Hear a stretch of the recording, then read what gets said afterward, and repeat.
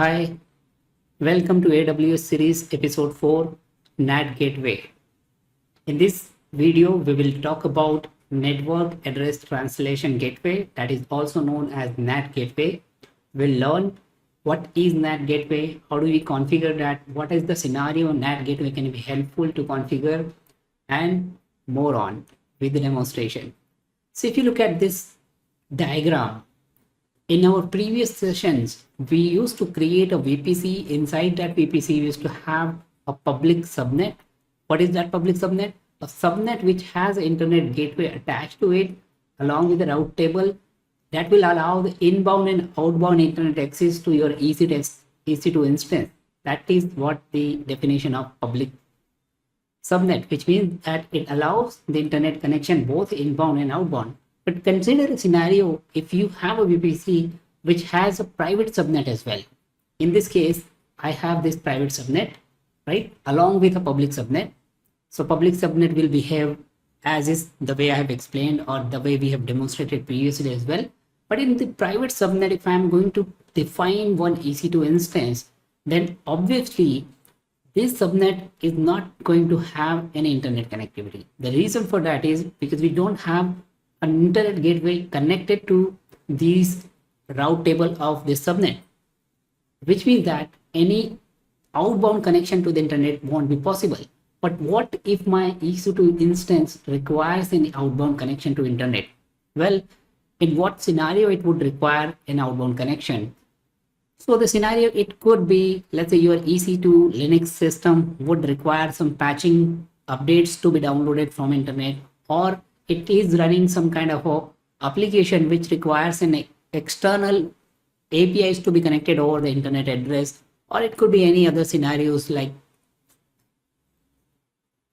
scenarios wherein it needs to connect to the internet. The bottom line is this needs an outbound internet connection, but at the same time, it does not require any inbound internet connection, right? So how do we achieve that? Well, to achieve that, you need to have a NAT gateway in place. So NAT gateway will allow an outbound connection to the internet. How do we do that? Let's take a look at with the help of demonstration. For this, let's first of all create a VPC, a single VPC with two subnets, public and a private subnet. We are going to make a public subnet by attaching it the internet gateway. I'll show you the step by step. But first of all, let's create a VPC with these two subnets. And for this, I have my AWS console open. I'll search for VPC. I'll click on create VPC. Here we are going to give the name of the VPC as my VPC. You can give it any name. This is just a demo. I'm going to assign the IP address as in 10.0.0/16 so that I have enough IP addresses. That is it. Let's click on create VPC. It should create a VPC.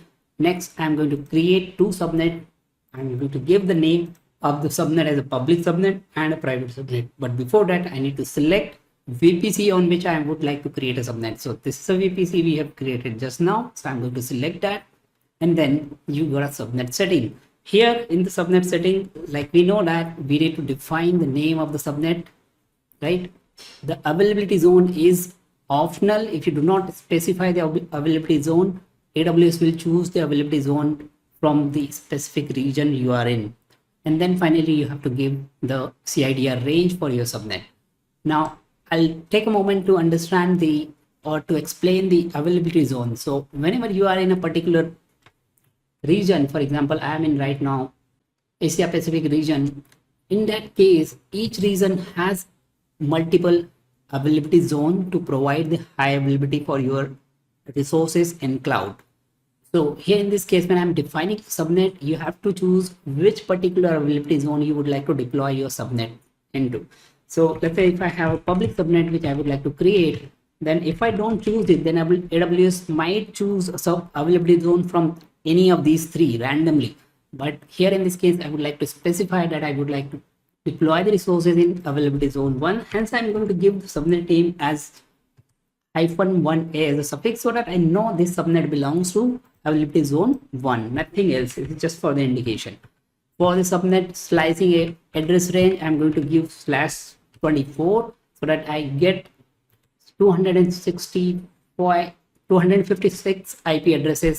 If I change this to 23, for example, then the number of IP address changes to 2 to the power 8, 9, and then it becomes 512. So depending upon what address range you need, you can specify from this option. Let's define another subnet by clicking here on add new subnet, and I'm going to give the name as a private subnet.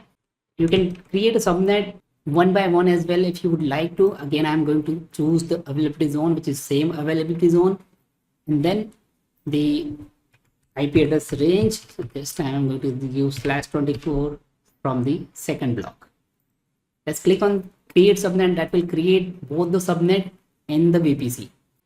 Next, we have to define the route table in each of these subnets. So public subnet will have its own route table, and then the private subnet would have its own route table. So click on the route table, create route, and here I'm defining the public RT for the route table. Choose the VPC in which you would like to define the route table. As soon as you choose the VPC, the default route with that VPC will be added. As you can see from here, and it is saying that local traffic to within this VPC would be allowed. So any subnet which I will be creating, this route table would be enough to redirect the traffic between the subnets, right? Now I'm going to create another route table that is for the private subnet, private RT. Again, going to select the same VPC because both of them are part of the same VPC. It has got the same subnet, same route definition. Now the next thing you have to do is you need to attach this route table to the subnets. So let's click on the subnet association, and this is the private route table. So I'm going to select the private subnet. Similarly, I'll go to the public route table and again edit the public or associate the public subnet to this route table. That is it. Next step we need is the internet gateway. So we need to create an internet gateway and attach this internet gateway to the VPC, and then finally we need to add a rule in the public subnet. Once we add this rule, NAT gateway rule, to the route table, then this subnet becomes a public subnet, right?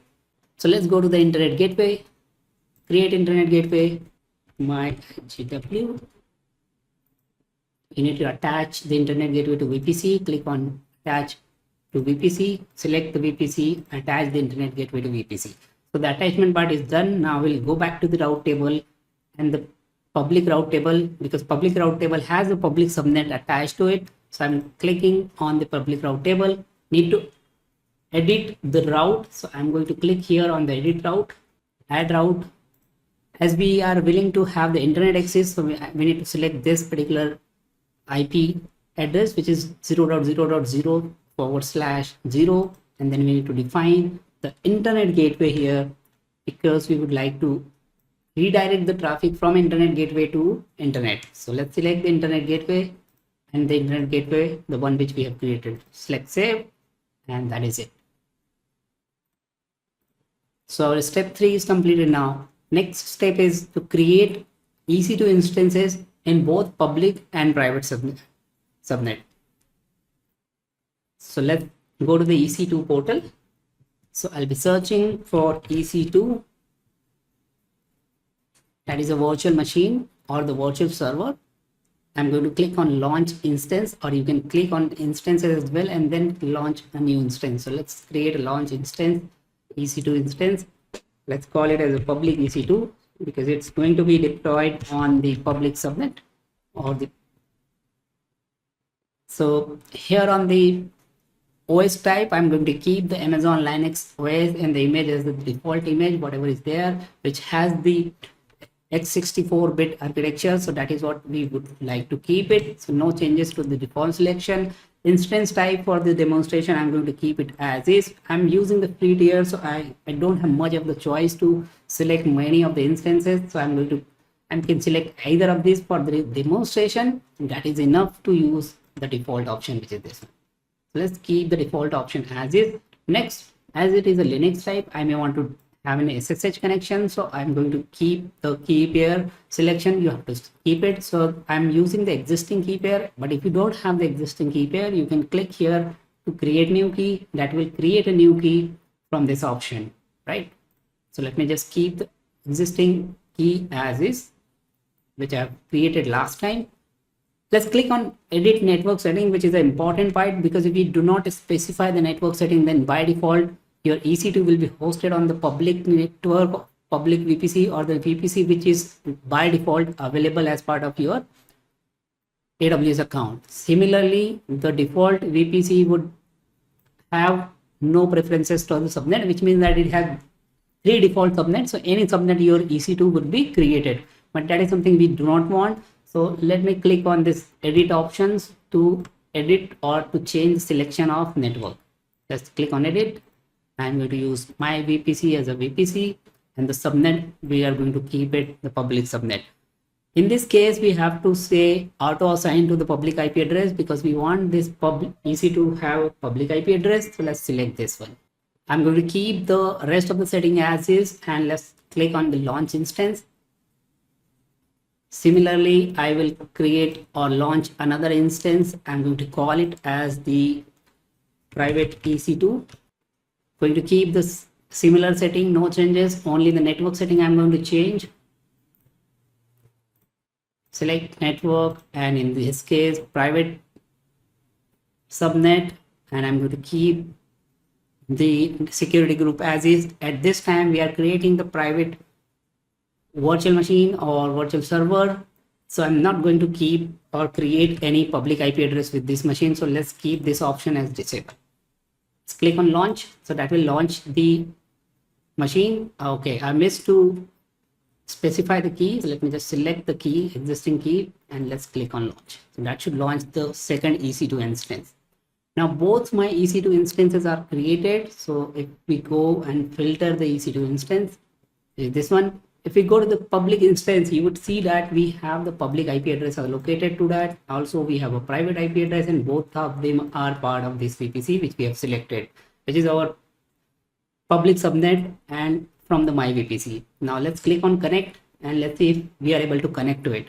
So there are multiple options to connect. You can do SSH from the putty, or you can also use the browser-based session provided from AWS. So I can simply click on this connect button, so that will launch another tab, and it will connect to the session on my EC2 instance. So this proves that I have internet connectivity, and you can see that I'm able to connect to this instance if I ping google.com, because it is a part of the public subnet and it has an internet connection. I should have the access to internet. As you can see, I'm getting a response from the google.com, which proves that I have the access to internet. That's what, right?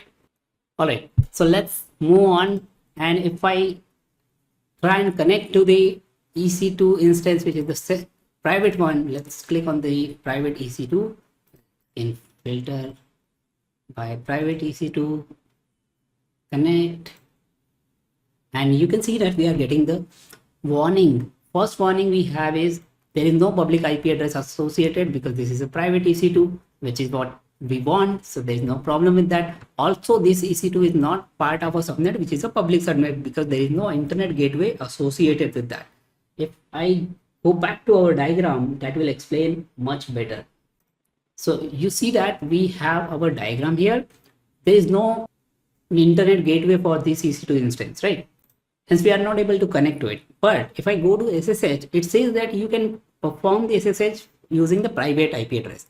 Both the VM are the part of the same VPC instance, but from a different subnet, and subnet to subnet local communication is allowed. So I should be able to connect from this EC2 to this EC2 without having any problem at all. So what I mean by that, I'm already in this particular machine. I'm already in this machine. Now from this machine, I should be able to RDP to this machine or SSH to this machine, right? How do I do that? Simply, I'm going to add a key. Let me just cancel this ping command, clear the terminal, and I'm first of all going to create this key, SSH key. Let's create the SSH key touch. I'm going to add the value of the key which I have it on my local machine. press escape, colon UW, that is it. Now we need to assign the permission. So I'm going to copy the chmod command so that it has a read-only permission to the key. And now finally using SSH, I should be able to perform the connectivity or login from my public VM to the private VM because both of them are part of same machines. Yes, you can see that it's able to connect, and now I am on to my first or my private VM. As you can see the IP address, both of them, right? Whereas this IP address where I have originally logged into from the browser has a different IP address, right? So from here inside this machine, if I press google.com, I won't be able to perform it. The reason for that is because there is no internet connectivity. Remember that, right? Now, how do we achieve that? We have to have this NAT gateway installed. So let's create a NAT gateway, and we are going to configure this NAT gateway on this VPC, but attach a rule into the private subnet for this NAT gateway. Let's see how do we do that. So I will go back to our VPC dashboard, and from here I will click on NAT gateway. I click on create NAT gateway. We'll give it a name to the NAT gateway, NAT demo. Select the NAT gateway availability mode as a regional. If you select the zonal, then you have to select the subnet on which you would like to deploy the NAT gateway. I'm going to keep the NAT gateway as a regional and select the VPC. I'm saying that I would like to host this NAT gateway in this VPC. Once you create the NAT gateway, it will create a elastic IP or public IP address from where the traffic will be redirected to. Right? Let's create a NAT gateway. This will take a couple of minutes. Right now, as you can see, the status is pending. So it will take some time to activate. All right. The NAT gateway is available now, and now we can attach this NAT gateway rule to the route table. Before that, I would like to keep paying attention to my ping command. It is still stuck, which means that it is still keep trying sending the packets to the internet to reach out to the google.com, but it's really stuck right now. Let's go back to the route table, and in this case I'll select the private route. So remember that in the public route, we have set the internet connection from the internet gateway. But from here, in this case, we are going to select the route table, which is a private route table. And from here, I'm going to specify the internet access from the NAT gateway. Earlier, when we specify the internet gateway, the option we have selected the internet gateway. But this time, we are going to select the NAT gateway. So let's select the NAT gateway as an option, the one which we have created. Click on save, and that is it.